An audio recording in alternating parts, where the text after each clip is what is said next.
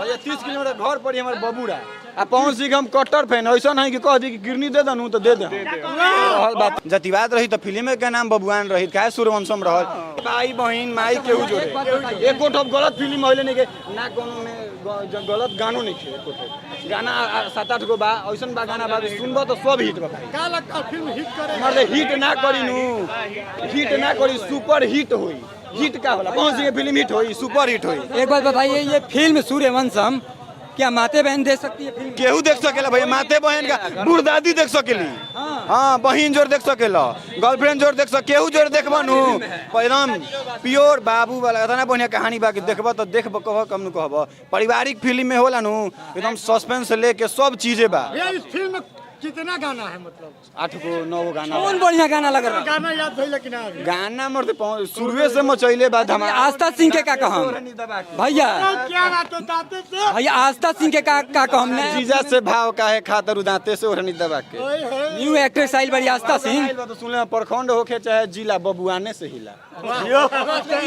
इस गाने में कुछ लोग कह रहे हैं इस फिल्म में जो गाना है कि एक गाना जातिवाद पे आया ना देखो जातिवाद के नहीं आरा जिला के भी नाम ले ले बा बात बाकी ना अब ओकर शौक बा मान लो फिल्म बा तो जातिवाद रही तो फिल्म के नाम बबुआन रही काहे सूर्यवंशम रहल एगो होला भैया हाथ ना फिल्म होइलक एगो अपन शौक न होला नु ये बताइए पवन सिंह का इतना नाम ले रहे हैं कोई कट्टर फैन तो नहीं है? भैया हम कट्टर फैन ना हई पवन सिंह के तू फैन हो जी वैसन ब्रांड भइल नहीं बा पवन सिंह से मिले हैं कभी? ना मिलल नहीं खी जय मिलम ओ दिन तो गदगद हो जाए वाह अब भैया रहल बा देखो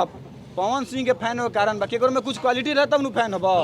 अब हमार तू फैन होबा हमरा में का बाके फैन होबा भैया भैया एक इम्पोर्टेंट बात जब भी यहाँ पे सिनेमा लगता है आरा सपना सिनेमा हॉल में पवन सिंह नहीं आता आखिर क्यों? अब क्या करना चाहिए? काहे आई भैया पवन सिंह अपना फिल्म का प्रमोशन करना चाहिए जनता जनता देखा था कि हमारे फैन इतना पगलाइल बहन हम बढ़िया बानी फैन खुद आई हैं तो काहे लाई बताओ उनको प्रमोशन करने की जरूरत नहीं है। पवन सिंह लखनऊ जाते हैं गाना उनका प्रमोशन कोई भी करने फिल्म तो हिट ही अपना फिल्म जाएगा। का प्रमोशन काहे नहीं करते? काहे नहीं कहत के अपना फैंस पे भरोसा बा उ जानता कि हई बा हमार फैंस देखे जाई ये तो नहीं किया तो बिना जइया प्रमोशन करे हिट हो जाए। हां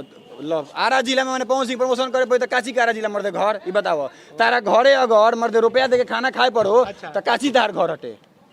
बाद में दम बा कि ना सही बात है क्या तो जाए तो हमारा पूरा कहने का मतलब है पावर तो यहीं से स्टार्ट होता है। पावर कहियो एजे से रही पावर एजे से शुरू होला एजे से खत्म होई केहू कतनो आई बोल दीजिए पवन सिंह का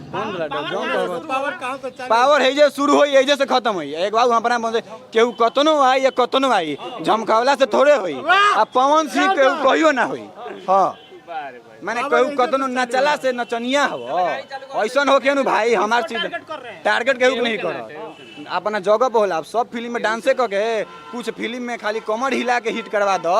लोग के मन खुश कर दो नु बात भइल तो सब फिल्म में चोली अथी करवा लोग तीन हो जाके फिल्म देखियो नाम तक नहीं चलिए बहुत धन्यवाद कहने का मतलब ये फिल्म अश्लील नहीं है सभी लोग देख अश्लील नहीं के एको चरनियो भरना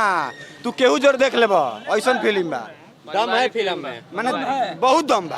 एक साल बाद फिल्म है लेकिन दम कितना दूर से हैं? भैया 30 किलोमीटर घर पड़ी हमारे बबूरा आ पवन सिंह हम कट्टर फैन ऐसा नहीं कि कह दी कि गिरनी दे दनू तो दे दे रहल बात ई बा